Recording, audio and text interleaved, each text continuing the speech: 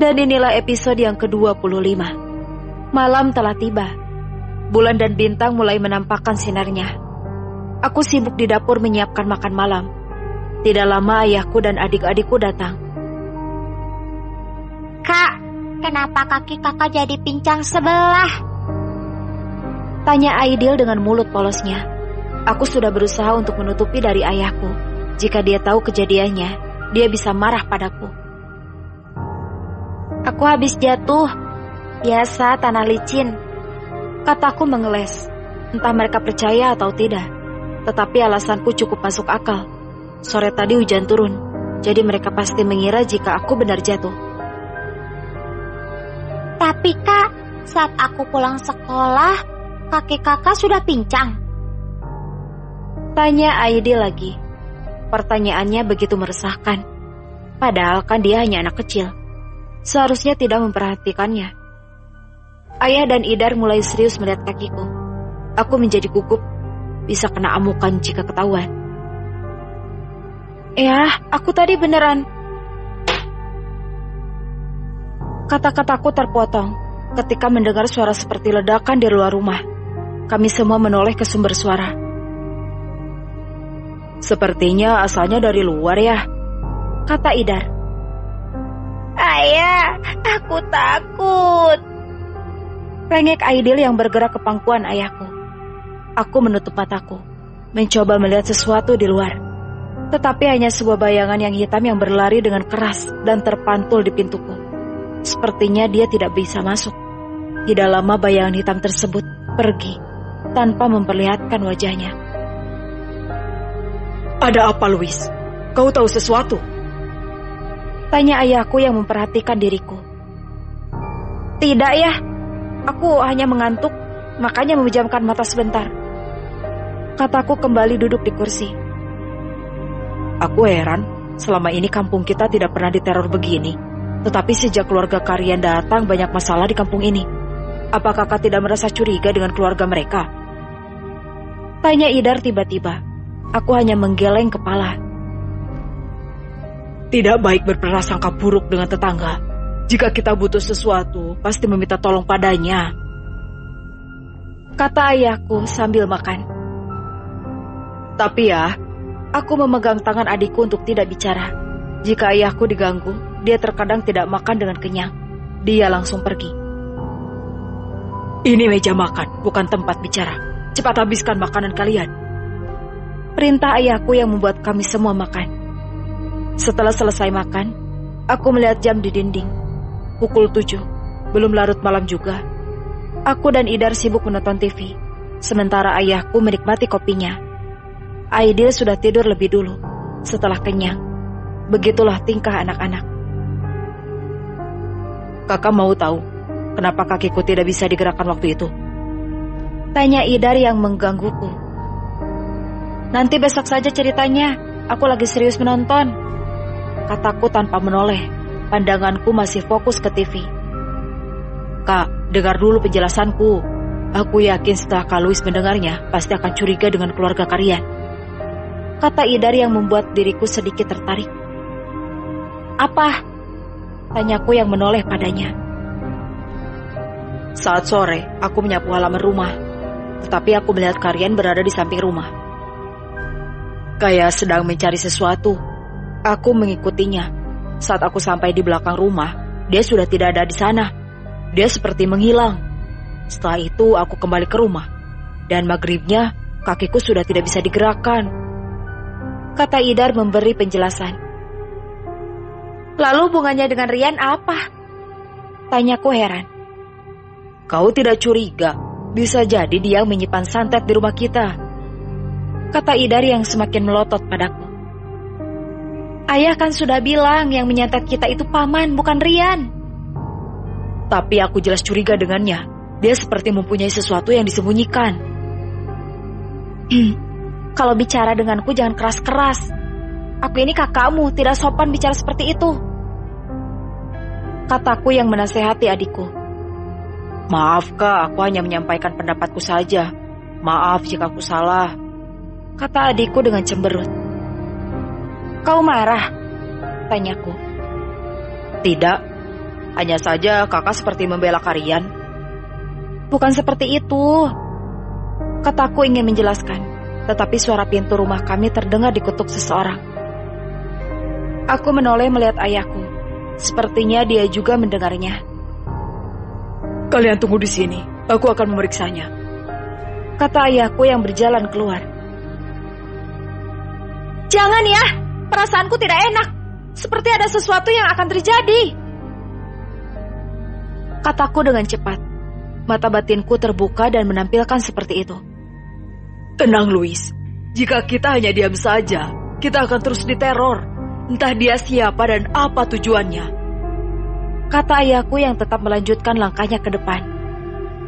Tapi ya, kataku. Tetapi ayahku sudah memegang gagang pintu untuk membukanya. Bersambung. Episode ini telah usai. Dan inilah episode yang ke-26. Ya, kataku yang memohon agar ayahku tidak berani membuka pintunya. Tetapi perlahan pintu sudah terbuka. Aku dan Idar berusaha menghampiri ayahku. Tamrin, kau sudah membukanya? Tanya seseorang yang tidak bisa aku lihat wajahnya. Masih gelap. Aku sudah mematikan lampu teras depan. Sebaiknya masuk dulu, kata ayahku yang mempersilahkannya masuk. Aku sudah mengerti. Ternyata dia masih manusia. Saat masuk aku baru mengenalinya. Dia adalah Pak Ali, tetanggaku. Kau sudah dapat kabar kematian istri Pak Ahmad? Tanya Pak Ali yang membuat aku dan ayahku terkejut. Baru kemarin malam kami ke rumahnya, dan sekarang istri Pak Ahmad sudah menjadi almarhumah. Jangan bercanda, Ali. Kemarin aku baru ke sana menjenguknya, kata ayahku yang mengira Pak Ali bercanda. Aku serius, anakku ditelepon temannya, kata Pak Ali yang tidak mau kalah. Kau tidak bercanda kan? Tanya ayahku dengan serius. Masa aku bercanda? Ini menyangkut nyawa seseorang, kata Pak Ali sambil menunjuk meja di depannya. Ayah sebaiknya ke sana cek kebenarannya, kataku memberi saran. Kalian berdua tidak percaya padaku, padahal aku ini serius. Bukan begitu, Pak Ali. Sempat ada kesalahpahaman, kataku yang sedikit bersalah. Benar, kita sebaiknya cek ke rumah Pak Ahmad langsung, ajak ayahku pada Pak Ali. Mereka berdua sudah pergi. Ayahku berpesan untuk menutup pintu serapat mungkin sampai dia pulang. Dia sebenarnya menyuruhku memanggil Rian. Hanya saja aku merasa tidak enak hati. Terlebih Idar seperti mencurigainya. Tidak apa, hanya malam ini saja. Aku berdua dengan adikku. Jangan takut, Louis. Gumamku dalam hati. Aku dan Idar mengakhiri penonton TV dan kembali ke kamar. Idar sedang belajar, dan aku sengaja menonton video dengan membesarkan suaranya, agar tidak mendengar hal aneh yang membuatku takut. Kak, jangan terlalu berisik, aku sedang belajar, kata Idar yang terlihat kesal. Suaranya tidak terlalu besar kok, kataku tetap fokus menonton TV. Aidil bangun yang membuat aku kaget. Matanya langsung melotot di depanku. Kau kenapa bangun? Tanyaku. Aku mau kencing, Kak. Iya, aku antar, kataku sambil membuka pintu kamar. Aku menunggu Aidil di depan WC sambil lanjut menonton video di ponselku. Tidak lama, Idar datang dengan berlari. Semua adikku memang ingin membuat aku serangan jantung dadakan saja. Kau kenapa berlari ke sini? Tunggu saja di kamar, kataku yang kesal. Wajah Idar seperti ketakutan. Aku tidak melanjutkan marah-marah di depannya. Wajahku kian penasaran. Terlebih, Idar sering menoleh ke belakangnya. Kak, ada orang yang mengetuk pintu jendela kamar kita, kata Idar dengan takut. Kau tidak membukanya kan? Idar menggeleng, membuat aku lega. Aku kemudian mengutuk pintu WC, agar Aidil segera keluar. Perasaan dia hanya mau buang air kecil, tetapi lama sekali.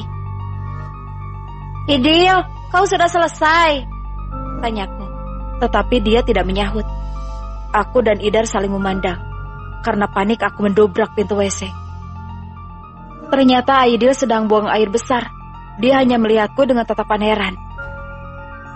Kau ternyata buang air besar, tetapi tidak bilang-bilang, kataku sambil menutup kembali pintu kamar mandi.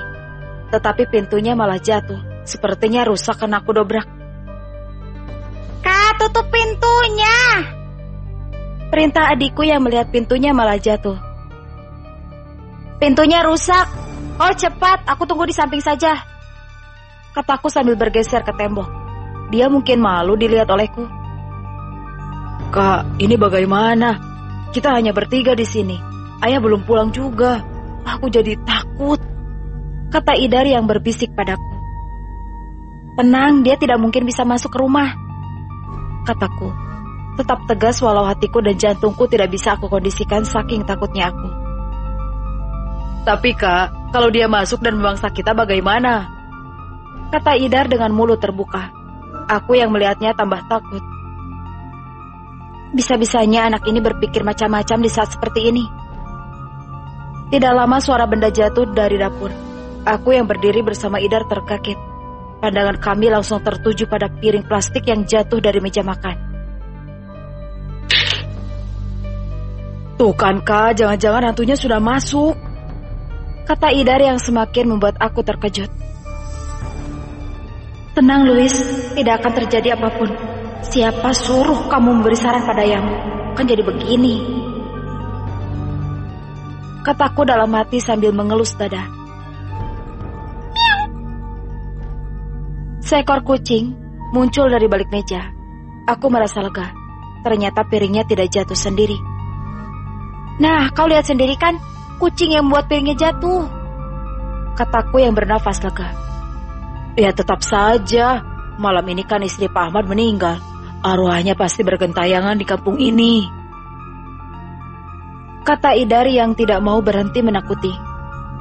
Kata siapa orang yang meninggal arwahnya gentayangan? Aku membaca di internet Kak, apalagi jika mereka meninggal dengan keadaan misterius, seperti disantet, dimakan hantu, sudah jelas arwahnya akan gentayangan sampai kematiannya terungkap. Cukup, kau terlalu banyak berpikir. Besok ujian, idemu bakal habis. Kak, aku sudah selesai, kata Aidil yang membuat aku tersedak. Dia tiba-tiba berdiri di belakangku, tanpa menyapa terlebih dahulu. Kalian semua suka mengejutkan aku. Senang kakakmu terkena serangan jantung dadakan? Tanyaku yang sudah tidak tahan dengan tingkah kedua adikku ini. Kami akhirnya memilih tidur di depan TV. Idar terus menolak jika tidur di kamar.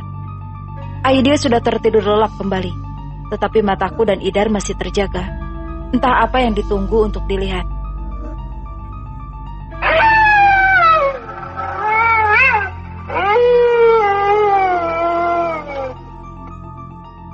Suara anjing mengaum yang tepat berada di samping rumah. Aku mulai merinding. Ini pertama kali ada anjing mengaum di dekat rumahku.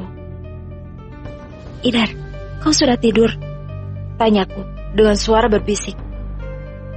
Belum Kak, aku hanya ketakutan, jawabnya yang terdengar lemah. Jangan takut, kata orang dahulu jika anjing mengaum dan suaranya terdengar dekat dengan kita, tandanya dia melihat hantu yang jauh.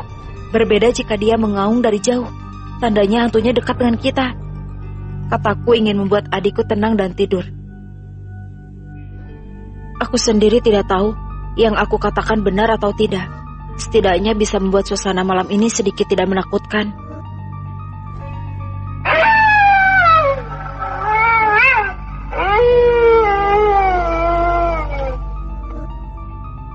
Anjing yang mengaum kini berada di samping tembok di dekat TV. Aku hanya bisa menelan ludahku dengan kasar. Tidak lama, suara tertabrak di tembok terdengar dengan jelas. Aidil yang tidur langsung terbangun dan memelukku. Idar sudah menangis di dekatku. Aku juga sudah merasa sangat takut. Ayah, cepat pulang, panggilku dalam hati sambil berpelukan dengan saudaraku dan menutup mata. Bersambung. Episode ini telah usai. Dan inilah episode yang ke-27. Louis, terdengar suara seseorang memanggil namaku. Idar. Nama adikku juga dipanggil. Kemari nak, temani aku di sini. Aku kesepian. Katanya kembali. Kak, aku takut. Kata Idar memelukku dengan erat.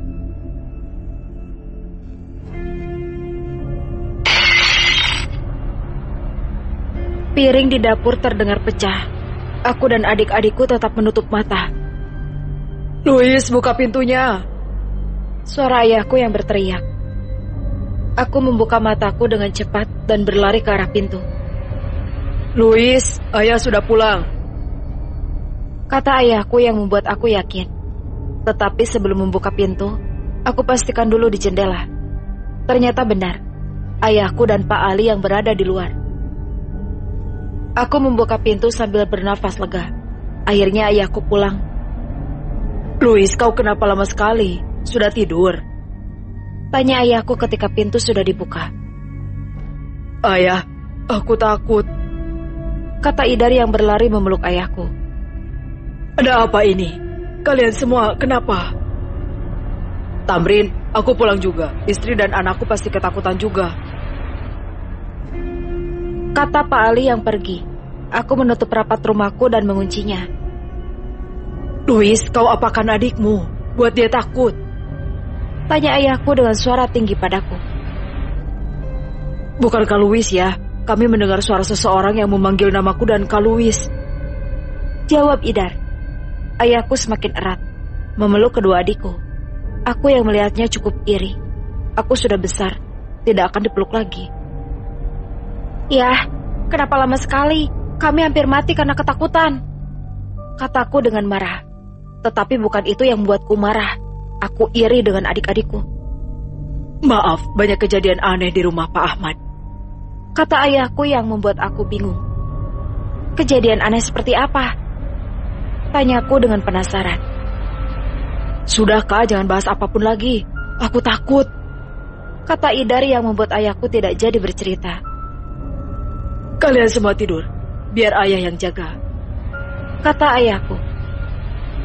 Yang dibalas anggukan oleh adik-adikku. Tapi kenapa ada bau aneh, seperti bau kencing? Kata ayahku kembali. Aku melihat celanaku. Celanaku basah, padahal aku sama sekali tidak kencing. Kok celanaku basah? Aku tidak kencing. Kata Idar yang membuatku juga heran. Aidil tertawa, membuat aku dan Idar melihat ke celana adikku. Ternyata di saat berpelukan tadi, Aidil kencing, mungkin karena takut. Kalian semua kencing? Tanya ayahku sambil melihat kami bergantian. Tidak ya, aku tidak ngompol. Kataku dengan cepat. Aku sudah besar, mana mungkin ngompol di celana, memalukan. Tidak apa-apa, kalian mungkin sangat takut. Kata ayahku, yang tidak mendengar perkataanku. Aku kesal dan pergi ke kamar mengganti celana. Tetapi sebuah tulisan berwarna merah di kaca jendela membuat aku terkejut. Ayah, Idar dan Aidil berlari ke kamar. Luis, ada apa lagi? Tanya ayahku dengan suara tinggi.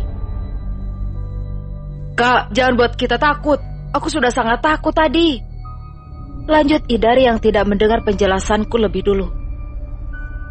Ya, ada tulisan mati di jendela. Kataku, menunjuk ke arah jendela. Ayah dan Idar terheran-heran ketika melihatnya. Perasaan tadi tidak ada tulisan apapun. Sudah biarkan saja. Kalian tidur di kamar ayah saja. Nanti besok baru kita bersihkan tulisan ini. Perintah ayah. Kini pagi sudah datang, menyilaukan mata dengan senarnya. Aku terbangun dan melihat jam di dinding. Baru 5:30, tetapi matahari sudah muncul. Buru-buru aku ke dapur untuk masak. Aku memperhatikan piringku. Tidak ada yang jatuh apalagi pecah. Kemarin terdengar jelas piring jatuh di dapur. Mungkin aku salah dengar. Gumamku menyangkalnya. Setelah selesai memasak, aku kembali ke kamarku. Tulisan berwarna merah masih ada di jendela. Aku melapnya, tetapi Rian datang mengagetkanku. "Louis," kata Rian yang tiba-tiba nongol di jendela kamarku. Kau membuatku kaget. Kataku sambil mengelus dadaku. Aku bisa merasakan jantungku terasa mau melompat dari dalam. "Kau sedang melap apa?" tanyanya yang melihatku. Aku buru-buru melap semuanya agar dia tidak membacanya.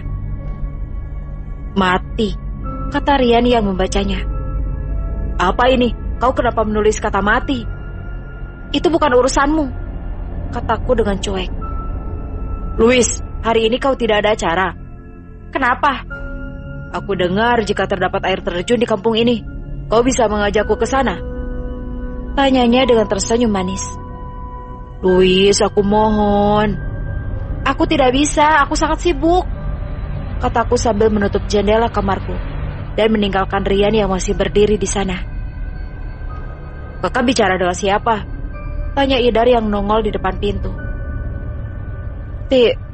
Idar langsung melihat ke jendela.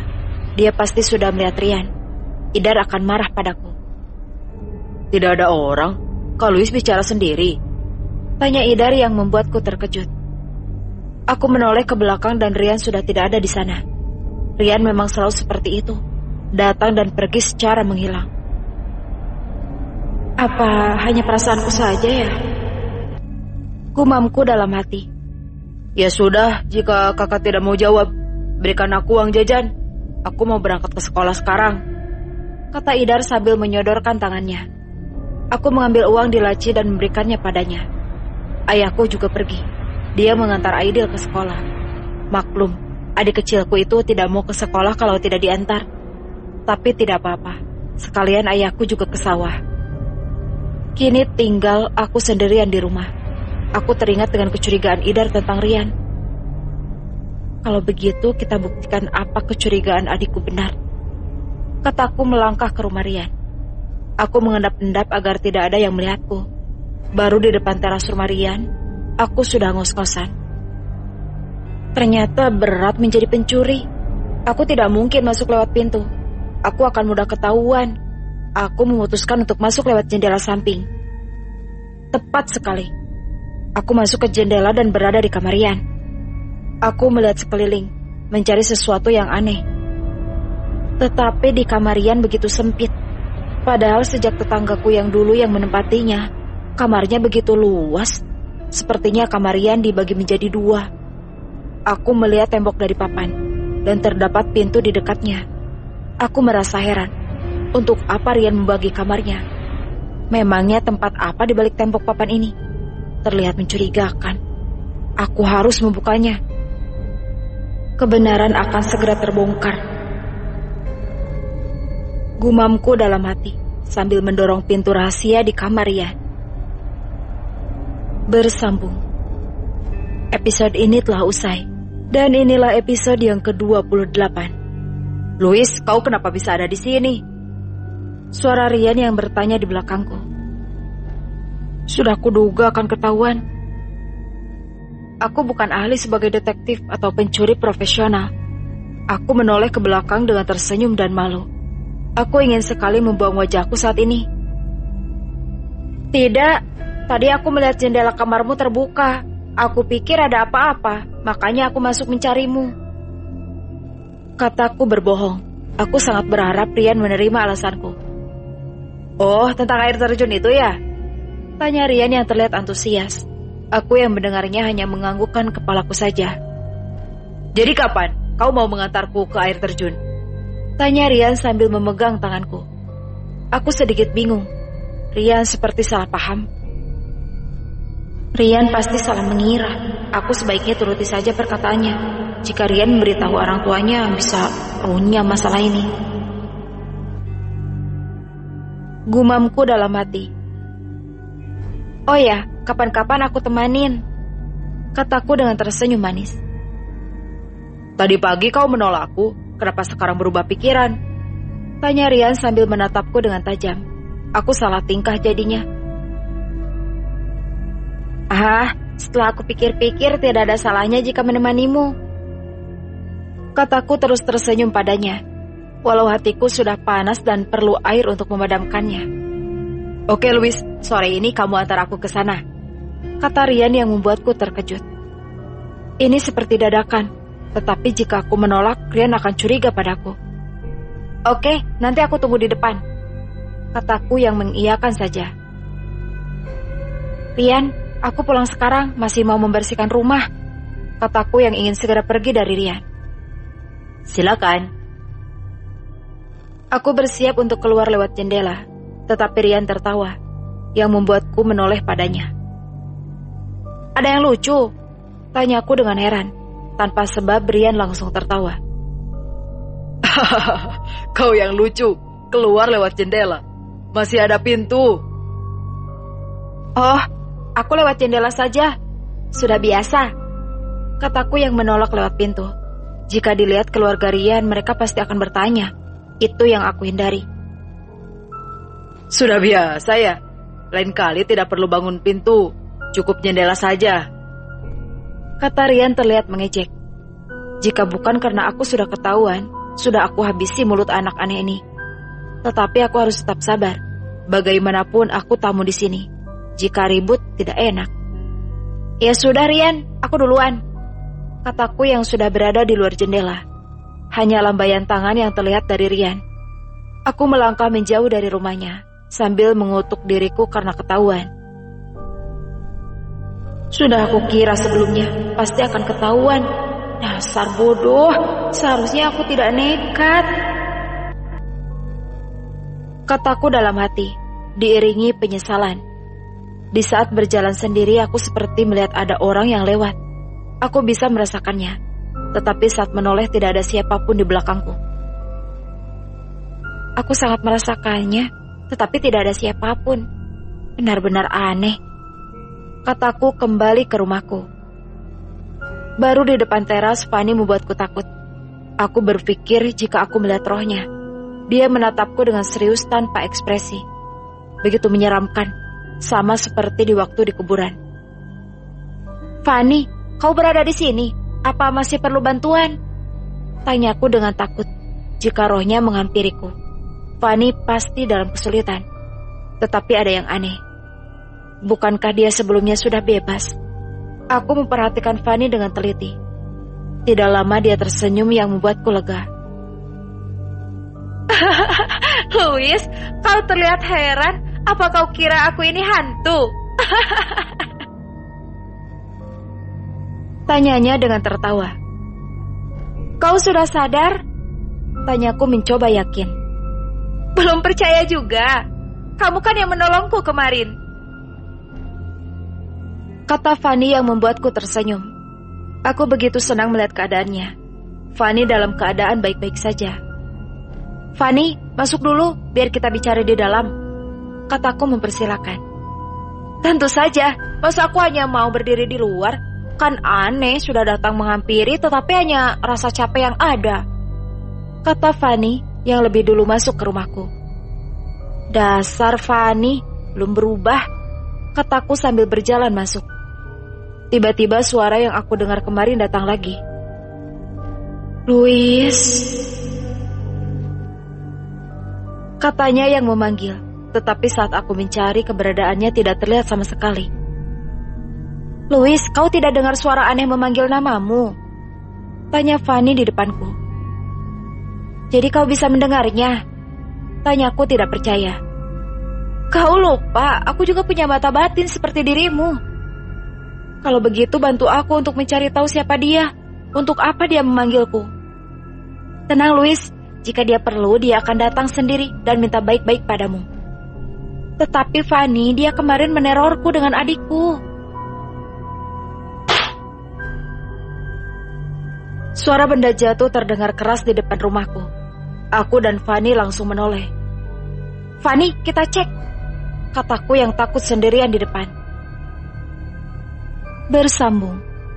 Episode ini telah usai, dan inilah episode yang ke-29. Aku dan Fanny melihat ke teras rumah. Tidak ada siapapun, tetapi suara jatuh yang kami dengar begitu keras. Benar-benar aneh, aku mendengar dengan jelas suara benda jatuh, kataku dengan heran. Sebuah kertas yang tertempel di pintuku. Aku dan Fanny mengambilnya dan membacanya. Tulisan seperti ceker ayam, yang entah ditulis oleh siapa. Orang yang menulisnya benar-benar iseng. Kau harus mati. Aku terkejut ketika membacanya. Apa maksud dari tulisan ini? Tidak mungkin bukan jika mengarah pada keluargaku. Selama ini tidak pernah ada yang menerorku seperti ini. Louis, kau punya musuh? Tanya Fanny padaku. Aku hanya menggelengkan kepala. Louis, ini tidak bisa dibiarkan. Orang itu sudah sangat nekat. Jika adikmu yang melihatnya, dia pasti akan kepikiran.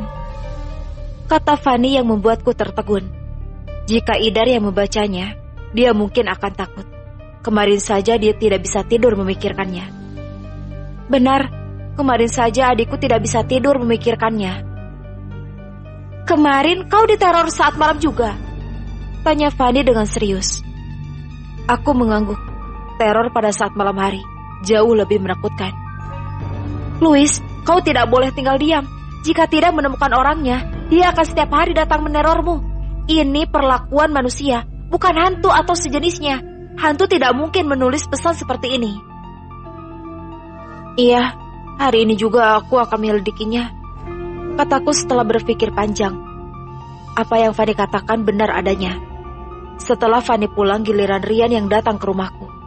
Aku membuka pintu dengan malas. Ada apa? Cuek banget, Louis. Seperti tidak suka aku datang. Aku membawakanmu roti.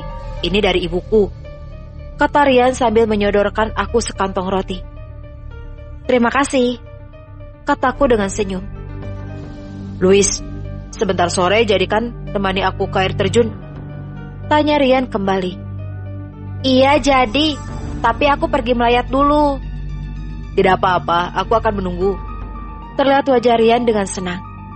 Rian tidak tahu saja, air terjun yang dia maksud tidak ada kesannya sama sekali. Dia akan terkejut jika ke sana. Aku sedang menonton TV. Ayahku dan adikku datang bersamaan. Kak, mau pergi melayat? Tanya Idar yang duduk menonton di dekatku. Iya. Aku dengar, Kak, mayat istri Pak Ahmad mengeluarkan bau tidak sedap dan banyak kutunya, kata Idar dengan jijik. Kok bisa? Tidak tahu juga, banyak temanku yang bilang. Aku jadi penasaran.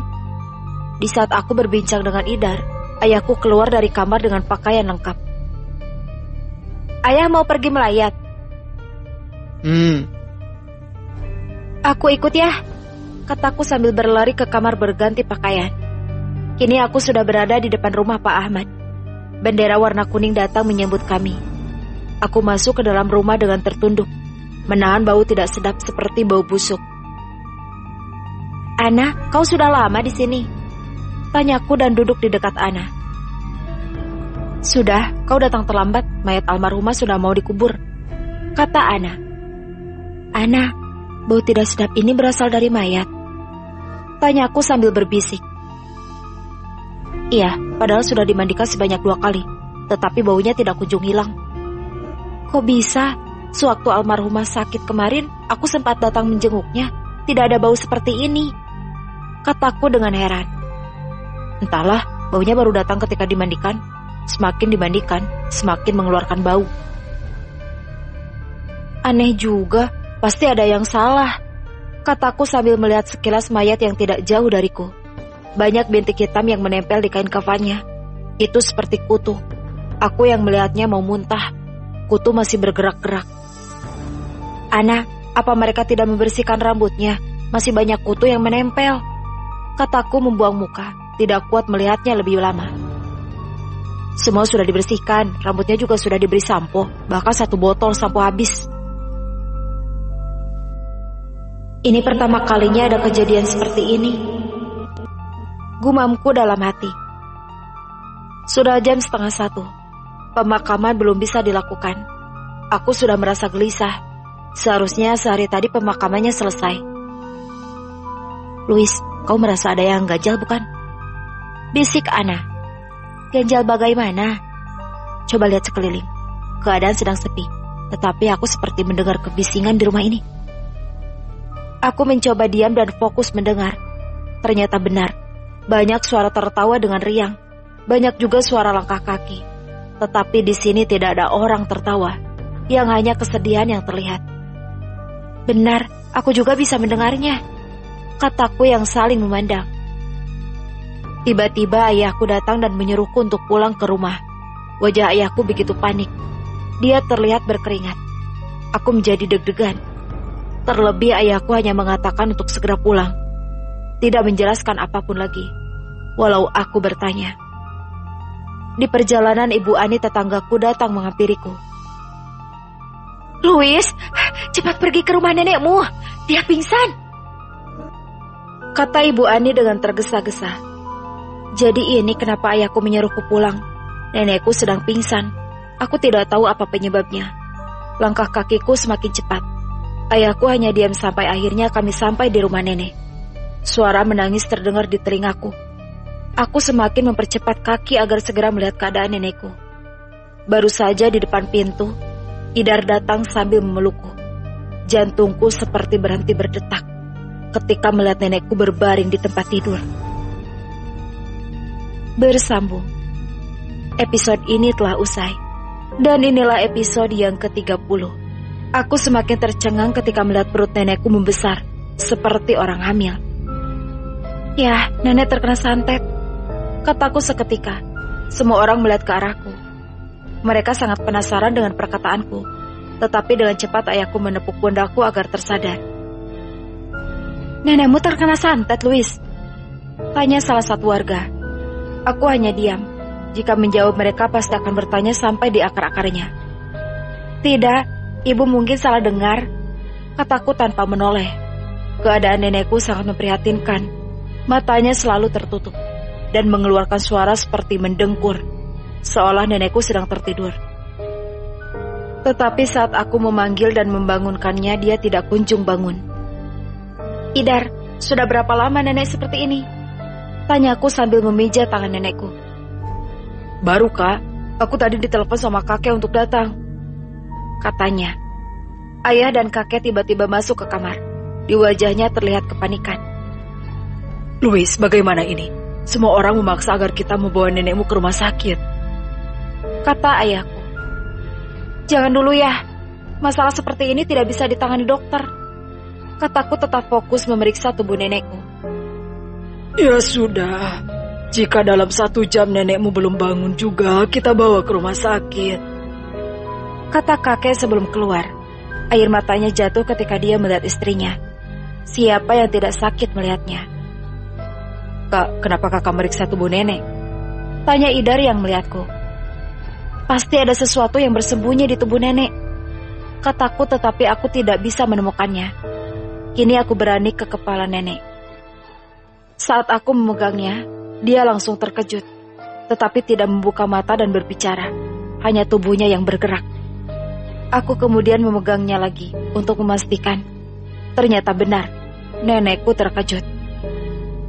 "Pasti di sini," gumamku sambil membacakan bacaan di kepala nenekku. Setelah beberapa saat mata nenekku berkedip. Aku begitu senang melihatnya, tetapi tidak lama dia menutup matanya kembali setelah melihatku. Nenek bangun!" teriakku di telinganya ketika melihat wajah nenekku sudah pucat. "Perasaan nenek tidak enak, Kak.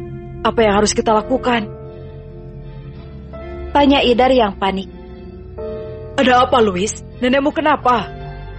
Ayah masuk ke dalam kamar. "Kita bawa nenek ke rumah sakit ya. Aku takut jika nenek begini terus," kata Idar yang memohon. Dukun di kampung kami datang. Dia kemudian memegang kaki nenekku. Tidak lama dia bicara yang membuat hatiku tergores. "Pasrah saja, nenekmu tidak akan selamat," katanya kemudian pergi. Aku menangis sejadi-jadinya. Belum cukup 1 tahun ibuku meninggal, kini nenekku. Cobaan ini begitu berat bagiku. Nenek bangun!" teriakku.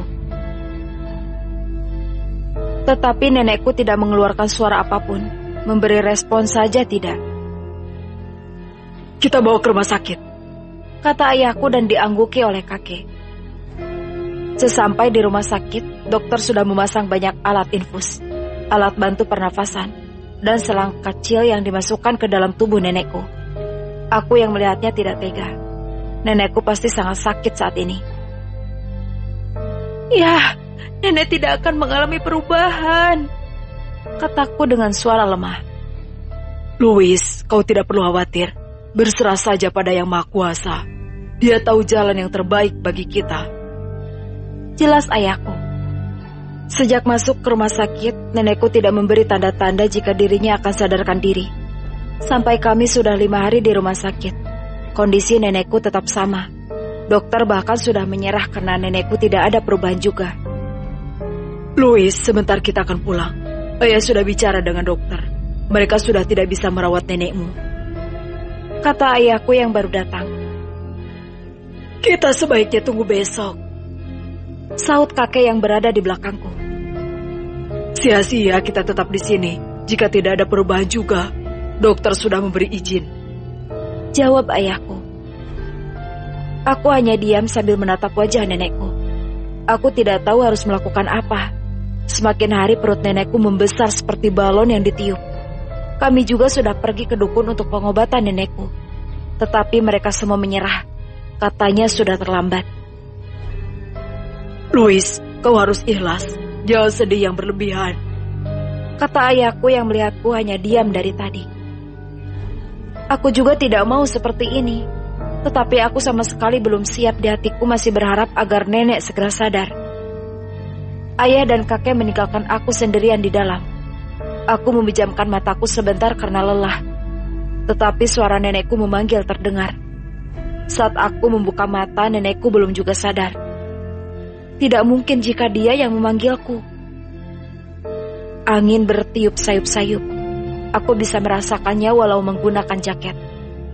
Hawa yang terasa sesak dan bulu kuduku yang tidak berhenti untuk berdiri. Ada apa ini? Gumamku dalam hati. Sebuah obat-obatan jatuh di meja di dekat nenekku. Beberapa infus nenekku terlepas. Padahal tidak ada yang melepasnya. Hanya aku sendiri. Dan aku tidak melepas infus nenekku.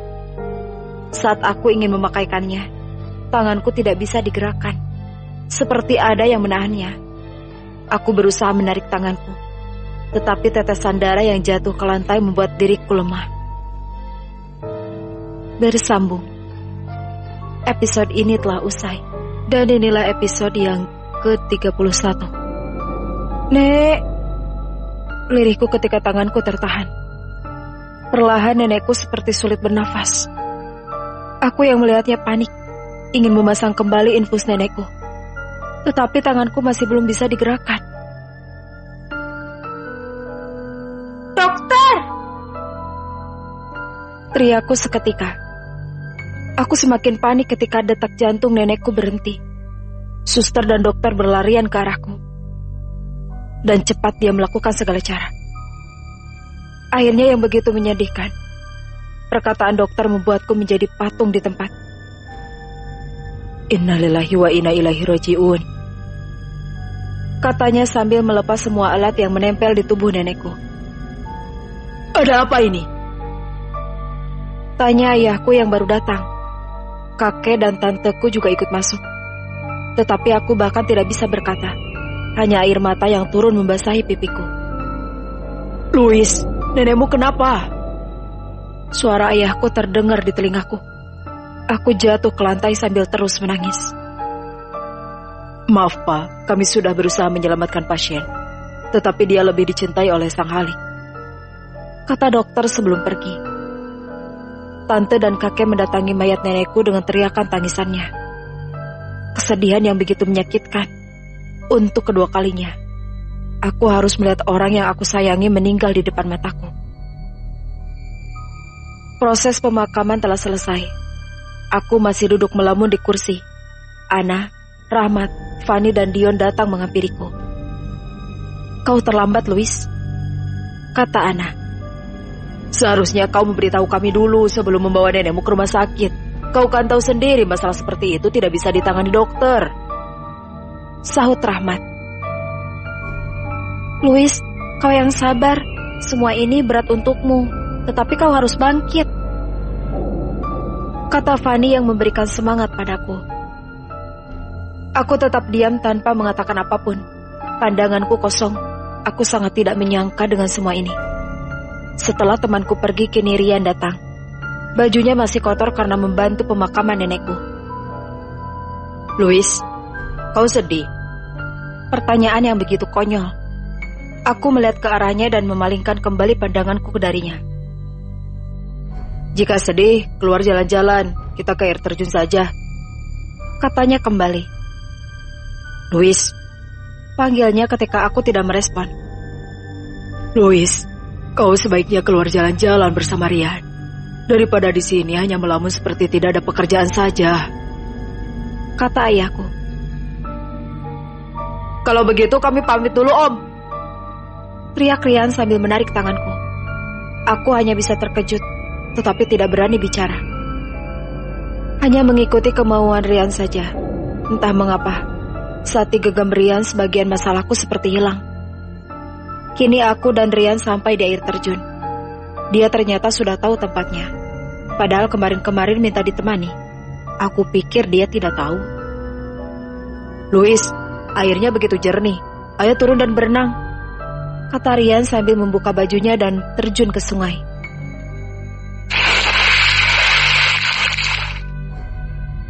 Louis, sangat dingin. Cepat ke sini, katanya terus memanggil. Aku duduk di sini saja, kataku yang duduk di sebuah batu besar. Aku hanya memperhatikan Rian yang asyik bermain air seperti anak kecil. Tiba-tiba, Rian berteriak minta tolong. Louis, tolong aku, katanya yang membuatku panik.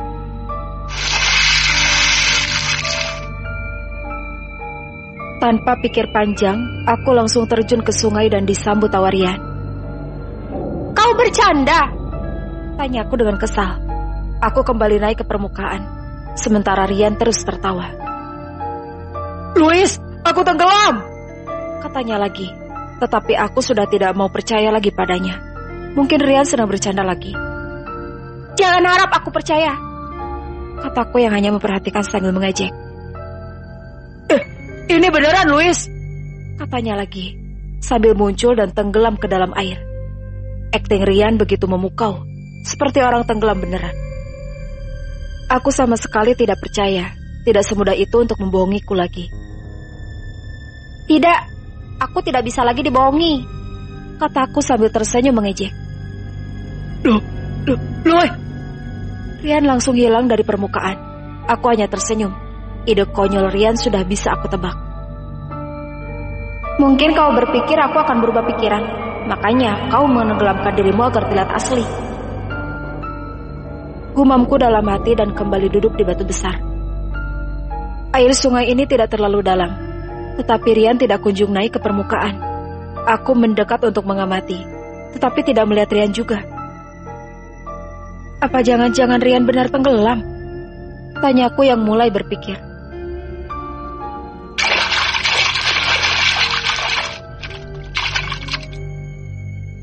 Aku langsung terjun dan berenang mencari Rian. Ternyata benar, Rian tenggelam. Kakinya terikat rumput yang menjalar panjang. Aku berusaha melepasnya. Setelah terlepas, Rian perlahan ke permukaan. Ketika ingin menyusul Rian, suara seperti bisikan terdengar di telingaku. Nak, temani nenek di sini, katanya dengan suara yang agak serak. Aku menelan ludahku dan berusaha berenang. Tiba-tiba sebuah tangan yang penuh darah memegang kakiku. Dan seorang nenek-nenek dengan rambut putih datang memelukku. Nah, nenek kesepian. Temani nenek ya, katanya yang tidak ingin melepaskanku.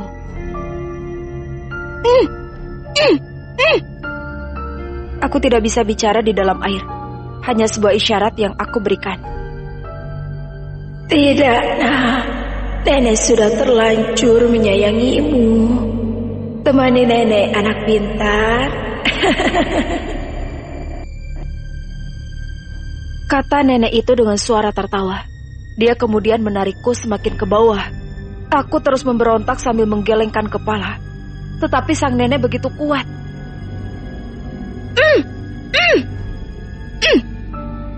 Kataku dengan mulut tidak terbuka. Aku ingin agar sang nenek melepaskanku. Aku sudah kehabisan nafas. Tetapi semakin aku memberontak, semakin membuat sang nenek tertawa senang. Aku sudah punya teman. Aku tidak akan kesepian lagi, katanya dengan wajah yang berbinar-binar. Sang nenek memegang tanganku, kemudian wajahku, dan kini dia mencekikku. Aku berusaha melepaskan tangannya dari leherku, tetapi aku tetap tidak bisa. Louis! Aku mendengar teriakan dari atas. Aku berusaha bernafas, tetapi cekikan nenek ini begitu kuat. Tolong! Teriakku perlahan dalam hati dan membuatku pingsan.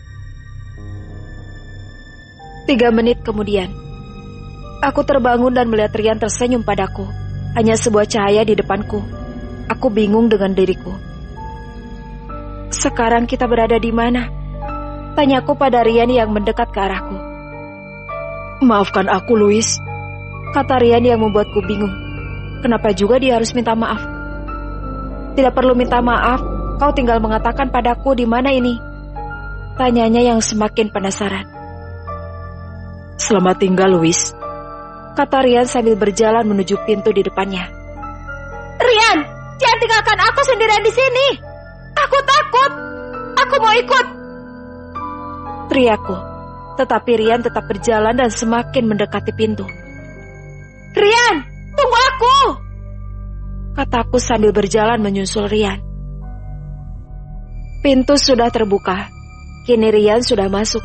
Sebelum dia pergi, dia melambaikan tangan padaku. Tiba-tiba cahaya langsung menghilang dan hanya gelap yang aku lihat. Pintu yang dimasuki Rian sudah tidak bisa aku lihat lagi. Rian! Rian! Jangan tinggalkan aku! Teriakku dengan kencang, berharap Rian mendengar dan datang kembali menjemputku. Pintu dibuka. Bayangan seseorang berdiri di pintu. Aku tersenyum lebar. Ternyata Rian kembali menjemputku. Maaf, Nak. Aku tidak lagi kesepian. Suara yang bukan suara Rian. Wajah nenek-nenek terlihat di depan mataku. Aku sangat terkejut. Yang datang bukanlah Rian, melainkan nenek-nenek yang buruk rupa. Di wajahnya banyak luka goresan di mana-mana. Kau siapa? Tanyaku yang mundur ke belakang. Sang nenek hanya tertawa, yang membuat kupingku terasa mau pecah. Aku menutup telingaku sambil menunduk. Aku dipukul dari belakang, yang membuat diriku tidak bisa melihat apapun. Bersambung. Episode ini telah usai, dan inilah episode yang ke-32. Setelah merasa ada sesuatu yang mengganggu indera penciumanku, aku terbangun dan perlahan memegang kepalaku. Aku sudah berada di rumahku. Ayahku memegang minyak kayu putih yang dioleskan padaku. Ayah, aku kenapa bisa ada di sini? Tanyaku. Aku seharusnya masih tenggelam di dekat air terjun. Untung kamu masih bisa sadar. Sementara Rian belum sadarkan juga sampai sekarang. Perkataan ayahku membuat diriku syok. Aku berusaha mencerna perkataannya barusan. Rian, kenapa ya? Tanyaku dengan panik. Aku ingat betul jika Rian berhasil selamat. Rian pingsan dan sampai saat ini dia belum juga sadar, jawab Idar. Aku seolah tidak percaya dengan perkataan Idar. Dia pasti hanya ingin membuatku khawatir. Aku berlari ke rumah Rian, walau ayahku berteriak memanggilku. Rasa khawatir, penasaran, semuanya bercampur. Hatiku begitu merasa kehilangan. Aku tidak akan berhenti menyalahkan diriku jika terjadi sesuatu pada Rian. Baru di depan rumah Rian, mamanya keluar bersama adiknya. Tante, bagaimana keadaan Rian? Dia tidak apa-apa kan? Kataku dengan panik. Louis, kau sebaiknya pulang dan jaga kesehatanmu. Tidak, Tante. Aku mau melihat kondisi Rian. kataku yang terus memohon. Louis, jangan berani kamu dekat dengan anakku lagi. Suara Papa Rian dengan keras membuatku menoleh ke arahnya. Ini semua salahmu. Putraku seperti itu. Tunjuknya. Pak, Louis tidak salah apapun. Mama Rian melerai. Tidak salah. Kamu masih saja mau membelanya. Lihat kondisi putramu sekarang. Hanya nyawanya yang tidak melayang. Teriak Papa Rian. Kamu jangan datang ke sini lagi. Kamu hanya pembawa sial bagi keluarga kami. Katanya sebelum masuk. Maaf Louis, suami tante marah besar melihat kondisi Rian. Kata Mama Rian sambil meraih tanganku. Tidak apa-apa tante, ini semua memang salahku. Kataku dengan wajah sedih. Seandainya saja sewaktu Rian minta tolong dan aku menolongnya, semua ini tidak akan terjadi. Harus bagaimana lagi? Penyesalan selalu datang di akhir. Aku masuk ke rumah, tidak bersemangat. Bagaimana kak, dapat siraman maut? Tanya Idar yang baru keluar dari kamarku. Sudah aku tebak, ayah Rian itu benar pemarah. Ini kan bukan salah Kak Louis. Ya, aku memang salah, kataku. Dengan cemberut dan masuk ke kamar. Aku mengunci kamar dengan rapat, agar tidak diganggu siapapun. Kak, buka pintunya. Jangan sampai bunuh diri. Teriak Idar sambil menggedor pintu. Dia tidak akan bunuh diri. Biarkan saja. Terdengar suara ayahku. Aku menatap seisi kamarku dengan tatapan kosong. Kejadian yang menimpa Rian membuat aku terus kepikiran.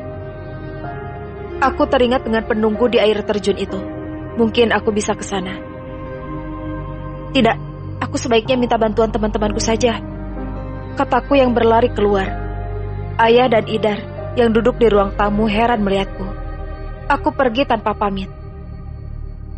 Aku baru berhenti berlari ketika sampai di rumah Ana. Sudah aku duga, Fanny dan Dion juga ada di sana. Louis, habis lomba lari? Tanya Fanny yang melihatku ngos-ngosan. Lomba lari, tapi nggak dapat apa-apa. Ejek Ana. Tapi Louis tetap manis dan cantik. Sahut Dion sambil tertawa. Aku beristirahat sebentar sebelum berbicara dengan mereka. Setelah merasa lega, aku baru bicara. Aku butuh bantuan kalian, kataku yang membuat mereka berdua terkejut. Cepat amat bilangnya, kata Dion. Bantuan apa? Tadi aku ke Arthur bersama Rian. Dan Rian tenggelam. Sampai sekarang dia belum juga sadar diri, kataku yang menjelaskan. Alhamdulillah, kata Dion seketika. Aku langsung menatapnya dengan tajam. Dion, ini orang lagi berduka, main alhamdulillah aja, kata Fanny sambil menepuk pundak Dion. Lalu kita harus apa? Kata Ana yang menunggu perintah. Temani aku ke desa seberang mencarikan obat untuk Rian, kataku yang membuat ketiga temanku terdiam sejenak. Tidak salah, desa seberang terkenal sangat angker daripada desa kita, jawab Fanny dengan suara takut. Tidak, jika datang ramai-ramai maka hantu akan takut dengan kita, kataku membujuk mereka agar mau membantuku. Jika hantunya datang ramai-ramai, bagaimana? Dion menambah masalah saja. Tinggal disergaplah, kan beres, kataku dengan santai. Aku hanya asal bicara saja. Itu bagus jika yang menyergap mereka. Tetapi kalau kita yang disergap? Kali ini Ana yang menakut-nakuti. Kalian niatnya mau bantu atau tidak? Tanyaku dengan kesal. Mereka selalu saja membalikan perkataanku.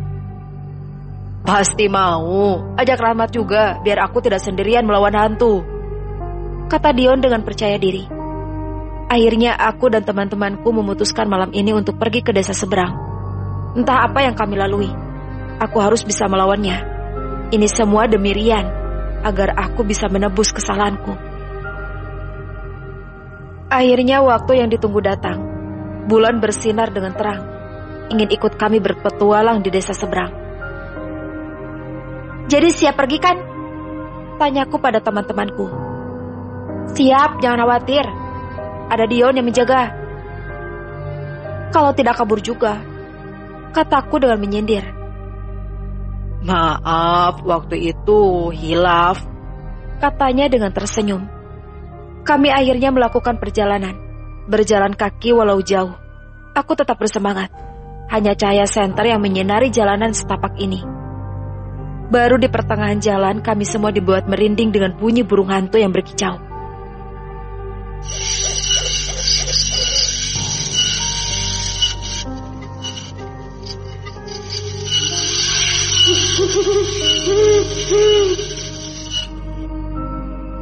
Aku merasa jika langkah kakiku semakin berat. "Wis, kamu merasa tidak ada yang ngikutin kita?"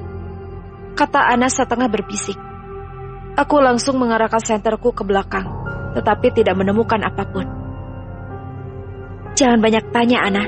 Mungkin hanya perasaanmu saja," kata Fani. Kami melanjutkan perjalanan lagi, tetapi sangat terdengar jelas suara langkah kaki di belakang kami.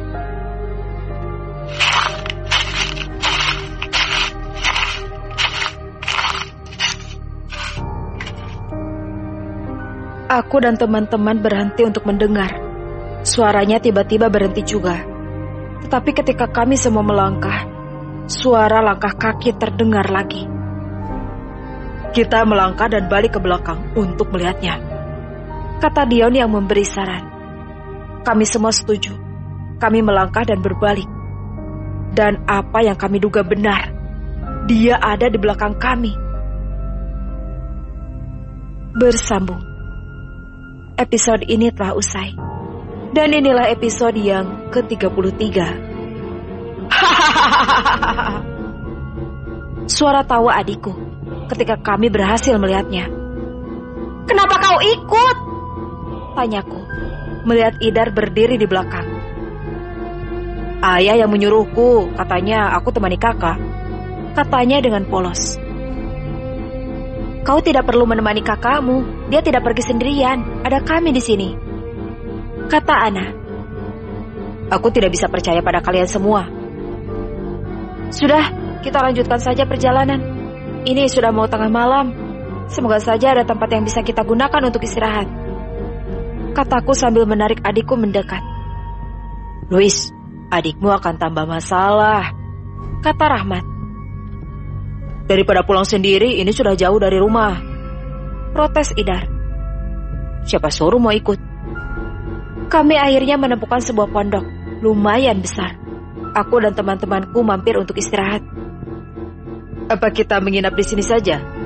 tanya Rahmat yang memperhatikan sekeliling. "Tidak mau lanjut?" tanyaku. "Desa seberang masih jauh, kakiku butuh istirahat. Besok pagi saja kita lanjut," kata Rahmat yang sudah berbaring di pondok. "Idar, kau jangan kemana-mana. Aku mau memeriksa sekeliling dulu," kataku sambil mengambil senter dari tangan Ana. "Aku ikut," kata Fani. "Kau di sini saja. Teman Idar, biar aku yang pergi," protes Ana. Akhirnya aku dan Ana yang memeriksa sekeliling. Pertama aku ke samping pondok. Tidak apa-apa di sana. Aku dan Ana langsung menuju ke belakang pondok. Tidak ada juga yang aneh. Tetapi dari kejauhan seperti ada yang mencurigakan. Aku mengarahkan senter tetapi tidak nampak jelas. Pohon besar itu sedang bergoyang. Tetapi aku dan Ana tidak tahu apa yang membuatnya bergerak. "Pohon itu kenapa bisa bergerak?" tanyaku, ketika merasa pohon yang aku senter selalu berpindah tempat. "Benar, mungkin pohon hidup," jawab Ana. Jelas jawaban tidak masuk akal. "Mana ada pohon hidup?" kataku sambil memukul kepala Ana dengan senter. "Sakit. Kita samperin saja untuk melihatnya." Aku dan Ana mendekatinya, tetapi pada saat sampai di sana, semuanya baik-baik saja. Tidak ada yang aneh. pohon bergerak yang kami lihat tidak ada. Ana, apa kita salah lihat ya? Tanyaku dengan heran. Aku menyinari sekeliling dengan senter. Jika kamu yang salah lihat, bisa jadi. Kecuali aku, mataku masih sehat, tidak mungkin salah lihat. Jawab Ana, terus mencari sesuatu di sekelilingnya. Tiba-tiba saja aku merasa merinding. Bulu kuduku berdiri, seperti ada makhluk astral yang datang menghampiri. Ana, aku merasa tidak enak badan. Sama, hawa di sini tidak biasa. Lalu kenapa kita tidak pulang? Tanyaku dan dijawab anggukan pada Ana. Tetapi pada saat menoleh ke belakang, sebuah mayat hidup dengan mata hitam dan pakaian serba putih sudah diikat datang melihat kami. Ciluk,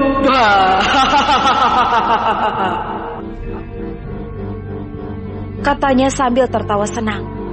Aku menahan nafas dan berteriak dengan keras. Pocong! Kataku, kemudian berlari tidak menentu. Aku yang membawa senter, jadi dengan mudah untuk berlari. Setelah merasa jauh, aku juga sudah lelah. Dan pocong tidak terlihat mengejarku. Aku istirahat di bawah pohon. Anak, kau pasti capek bukan? Tanyaku sambil duduk di bawah pohon. Tetapi Ana tidak menjawab pertanyaanku. Aku menyenter di samping. Ana tidak ada.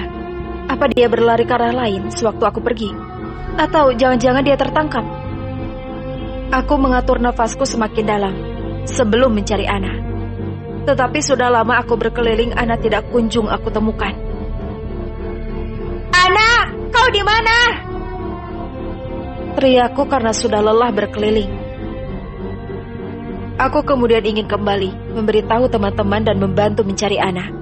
Tetapi seseorang meraih pundakku dengan tangannya. Aku sangat senang. Ternyata Ana berhasil menemukanku. Saat menoleh, malah seorang kakek tua yang memegang pundakku. Wajahnya begitu pucat ketika senter mengenainya. Aku berlari dengan panik. Dan di depanku sudah ada pocong menyambutku. Nak, kesini nak.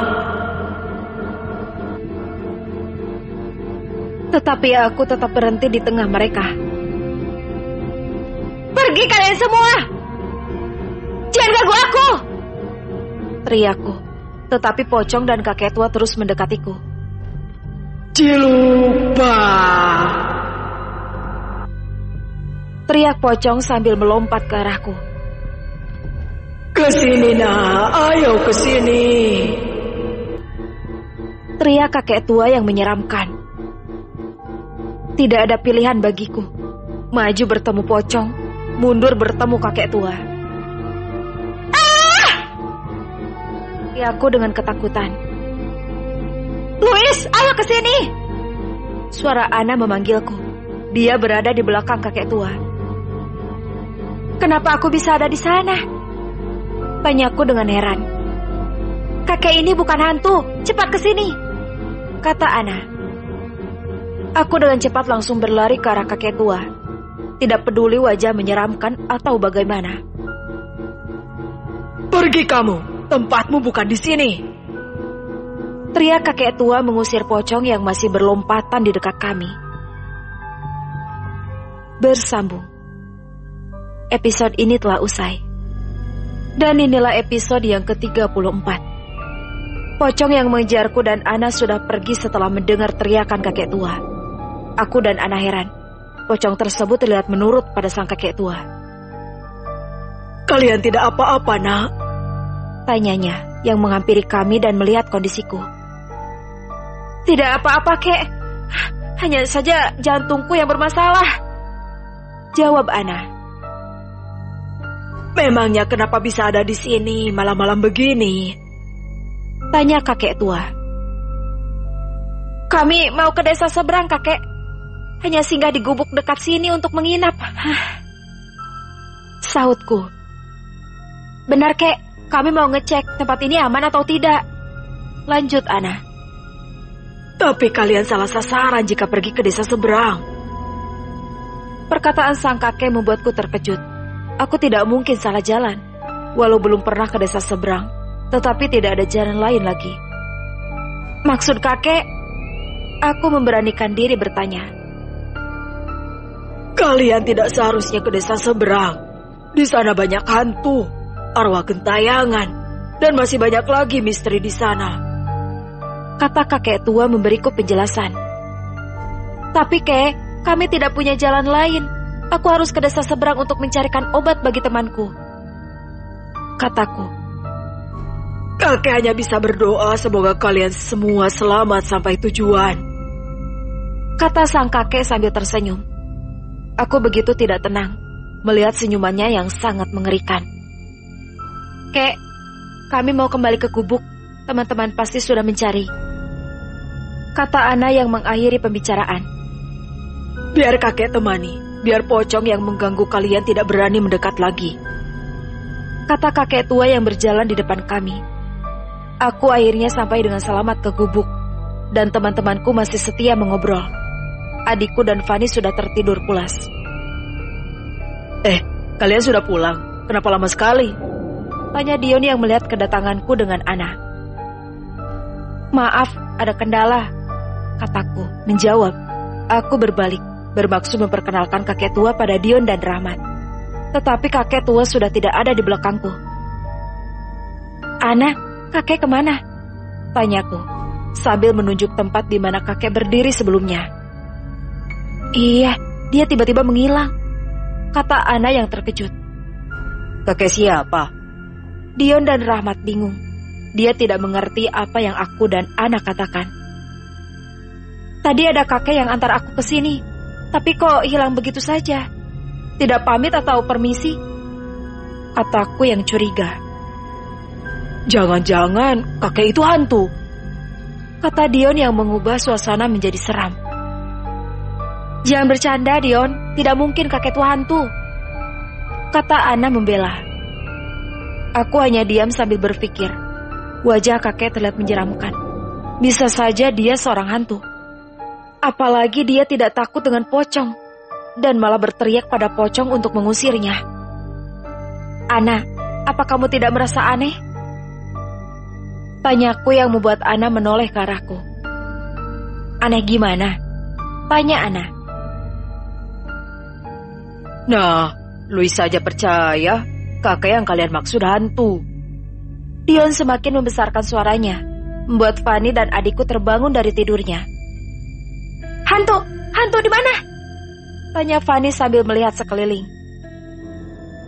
Bukan, aku pikir kakek tua mempunyai kekuatan mengusir hantu.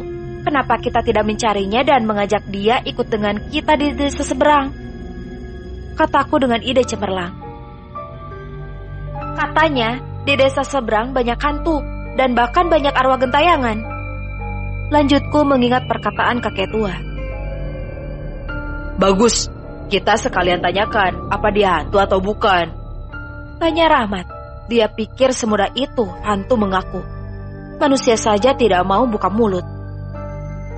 Jadi kalian semua mau mencari kakek tua? Tanya Ana yang membuat kami semua mengangguk. Aku dan yang lain beramai-ramai masuk ke hutan. Tetapi semakin dalam kami berjalan, semakin banyak suara aneh yang terdengar. Aku mulai kebingungan. Perasaan aku dan Ana tidak masuk ke hutan sejauh ini. Ana, kita mungkin salah jalan. Tanyaku seketika membuat kami semua berhenti. Maksudmu? Kita tidak berjalan sejauh ini tadi, hanya di bagian depan hutan saja. Tetapi kita sudah sangat dalam di hutan sekarang, dan kakek tua tidak terlihat sama sekali, kataku. Sudah aku duga dia itu hantu bukan manusia, kata Dion yang membuat kami semua terkejut. Suaranya begitu nyaring dan keras. Jangan buat kaget juga, Kak, sahut Idar. Ya sudah, kita kembali saja, perintah Ana. Kami berbalik arah dan berjalan kembali.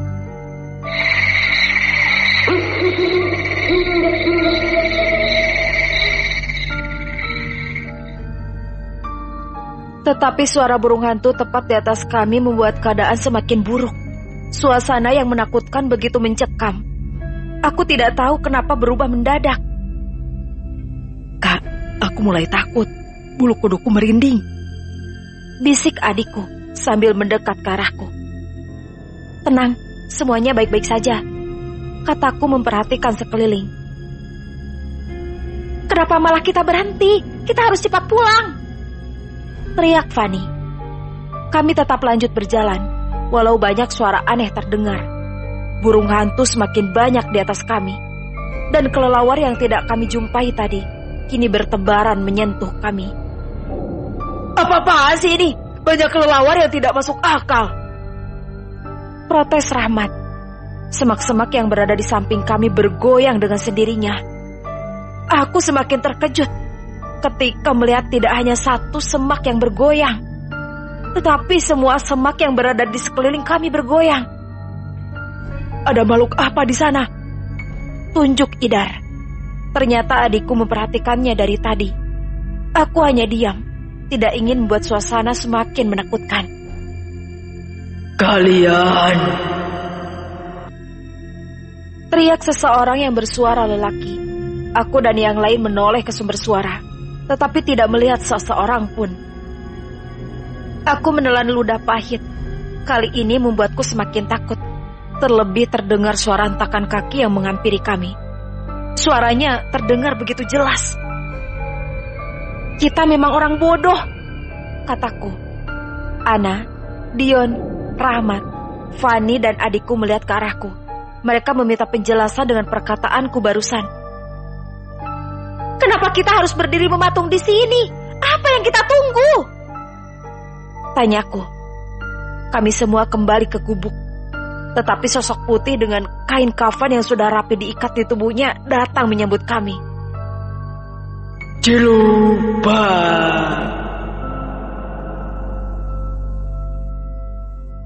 Katanya dengan tersenyum manis melihat kami. Oh, pocong! Teriak Idar dan Fanny terlebih dulu. Mereka akhirnya berlari ke jalan, meninggalkan aku dan Ana yang masih berdiri memperhatikan pocong di depan kami. Aku sudah bertemu dengannya, jadi tidak terlalu terkejut melihat kedatangannya. Yang membuat aku berdiri mematung, kakek tua yang kami cari duduk dengan santai di gubuk tanpa menoleh ke arah kami. Sementara pocong sedari tadi berdiri di belakangnya. Hei, ayo lari! Teriak Dion dan Rahmat. Aku dan Ana berlari, sambil terus menengok ke belakang melihat wajah kakek tua yang menatapku tanpa ekspresi. Apa aku salah jika kakek tua adalah manusia? Batinku di dalam hati. Bersambung. Episode ini telah usai. Dan inilah episode yang ke-35. Aku membuka mataku ketika mendapat sinar matahari yang membuat mataku silau. Aku memperhatikan sekeliling. Ternyata kami semua menginap di tepi jalan. Teman-teman, ayo bangun, kataku membangunkan mereka semua. Fanny, Ana dan Idar membuka matanya. Sementara Rahmat dan Dion semakin pulas tidurnya. Sudah pagi, tanya Fanny sambil mengucek matanya yang masih mengantuk. Kita lanjut perjalanan. Semoga hari ini kita bisa sampai di desa seberang, kataku.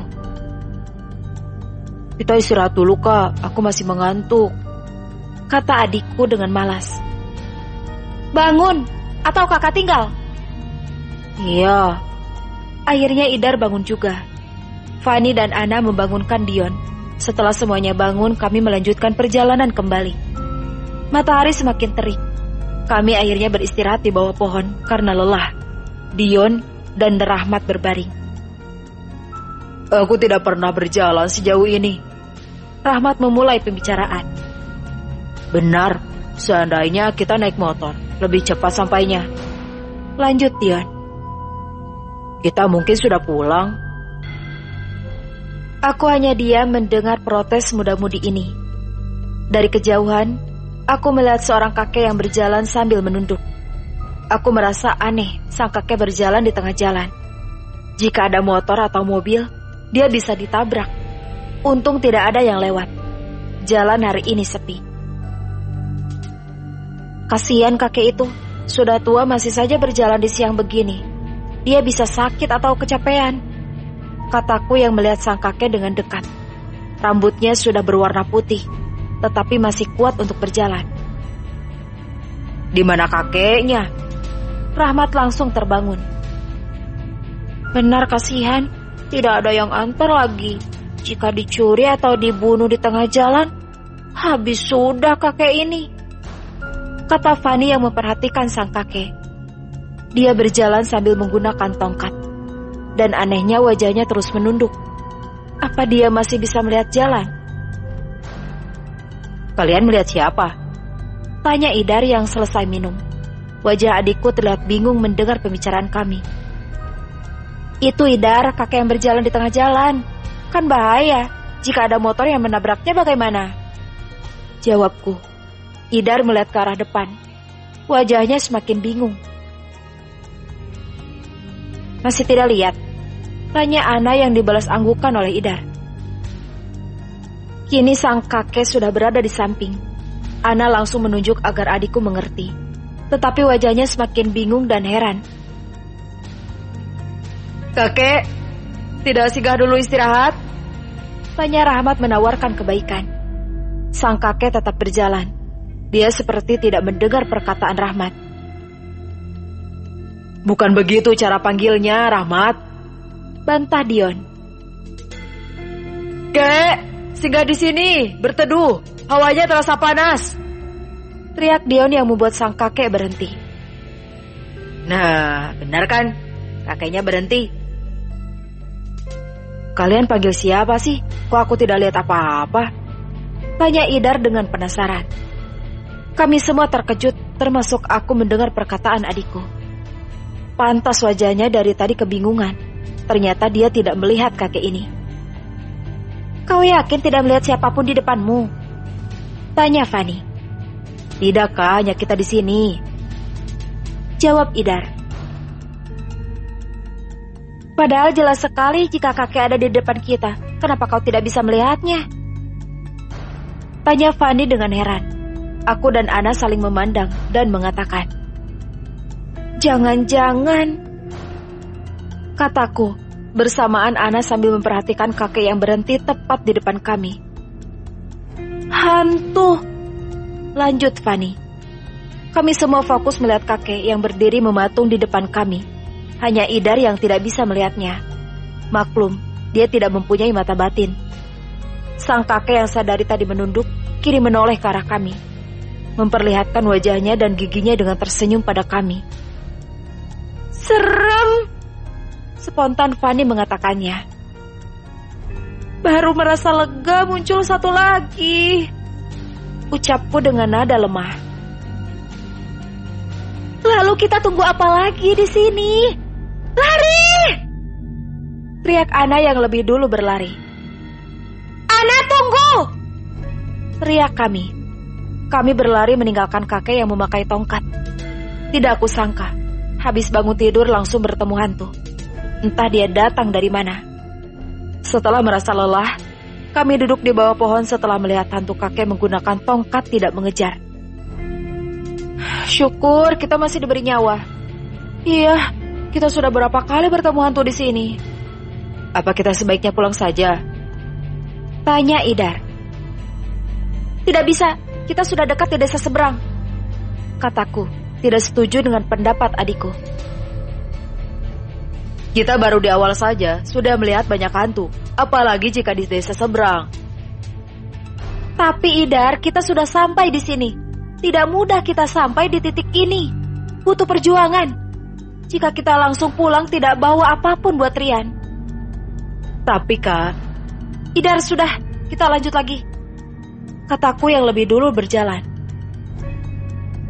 30 menit kemudian, kami akhirnya menemukan papan yang bertuliskan desa seberang. Senyum kami mengembang membaca nama papannya. Akhirnya kita sampai juga, kata Dion yang merasa bersyukur sekali melihat papan bertuliskan desa seberang. Baru satu langkah kami masuk di desa seberang, hawa yang tak biasa datang. Terlebih banyak burung gagak yang berbunyi di mana-mana.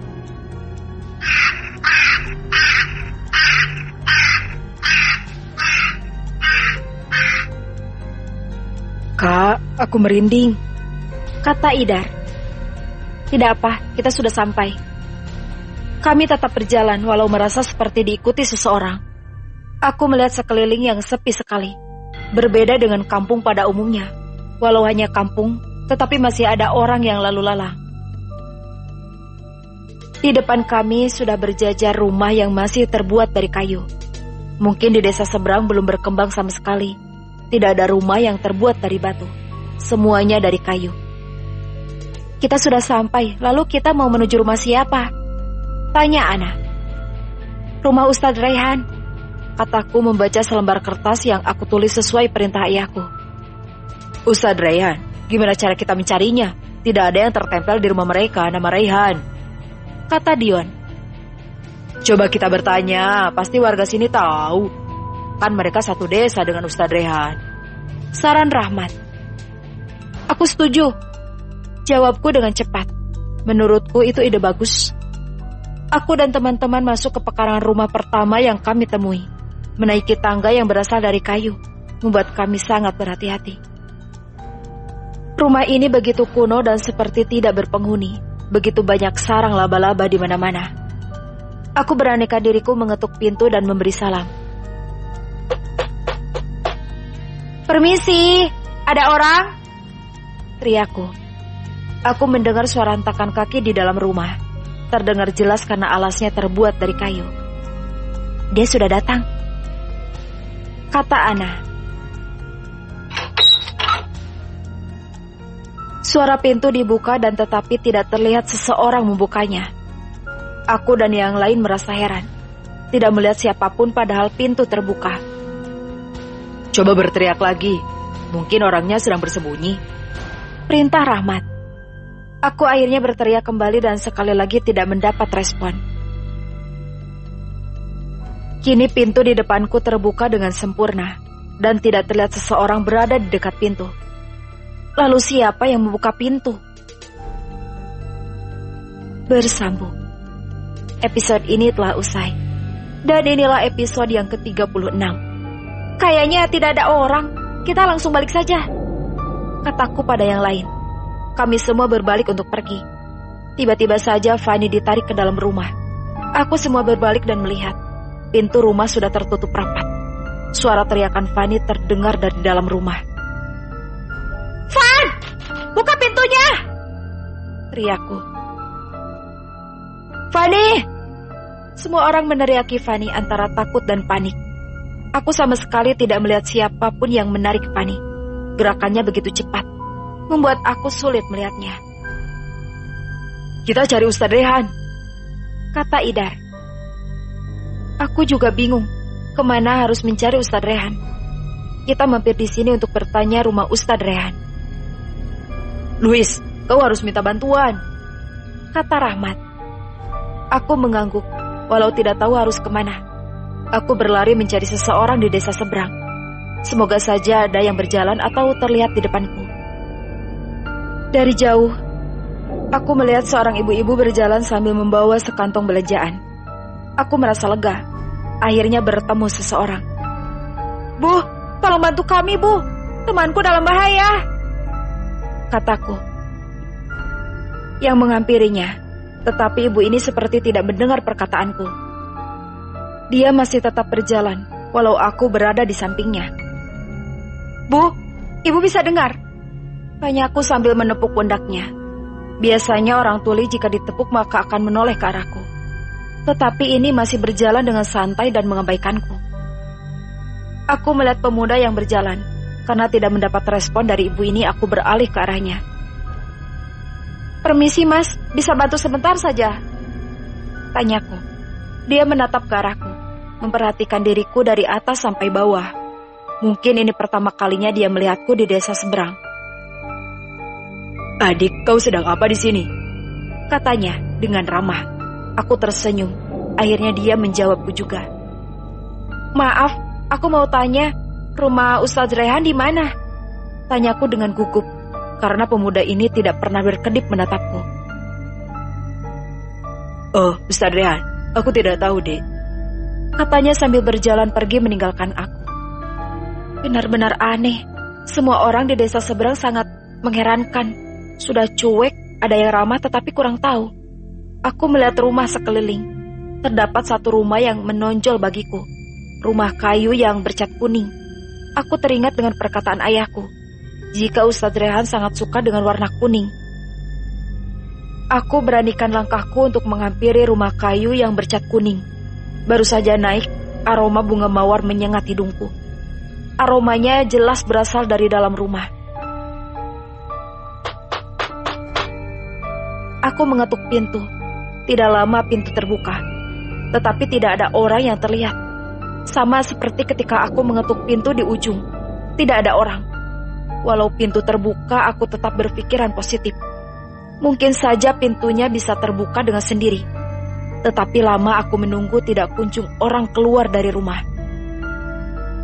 Karena takut kejadian yang menimpa Fani terjadi padaku, maka aku memutuskan untuk pergi. Baru satu langkah di tangga, suara laki-laki terdengar. "Anda siapa?" tanyanya. Aku menoleh dan kembali menghampirinya. Bisa dilihat dia ternyata setinggi dengan ayahku.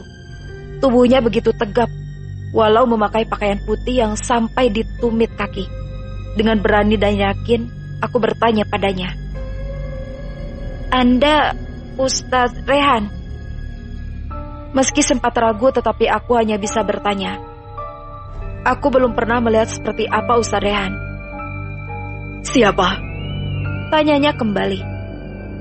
"Aku anaknya Pak Tamrin dari kampung. Namaku Louis," kataku memperkenalkan diri sambil mengulurkan tangan. Dia terlihat heran dan memandangku seperti tidak yakin. Sambil mengeritkan alis, dia bertanya padaku. "Jadi kamu anaknya? Ayahmu sudah mengabariku jika anaknya akan datang. Tetapi dia mengatakan jika kau tidak sendirian, ada adikmu dan teman-temanmu." Aku tersadar. Pantas Ustadz Rehan terlihat bingung. "Begini Ustadz Rehan, aku butuh bantuan. Salah satu temanku ditarik oleh seseorang masuk ke rumah yang paling ujung saat kami berniat untuk bertanya rumah Pak Ustadz," kataku menjelaskannya. "Kita ke sana sekarang. Dia bisa saja dalam bahaya," kata Ustadz Rehan yang terlihat panik. Sambil menutup pintu rumahnya, dia pergi lebih dulu meninggalkan aku. Terpaksa aku mengikut. Kami akhirnya sampai di rumah yang pertama disinggahi. Terlihat teman-temanku menggedor pintu dengan keras. "Biar aku saja yang buka," kata Ustadz Rehan yang sudah berdiri di depan pintu. Semua temanku melihat ke arahku. Mereka meminta penjelasan, tetapi aku hanya diam dan memberi kode untuk tidak bicara. Mulut Ustadz Rehan terlihat komat kamit membaca sesuatu.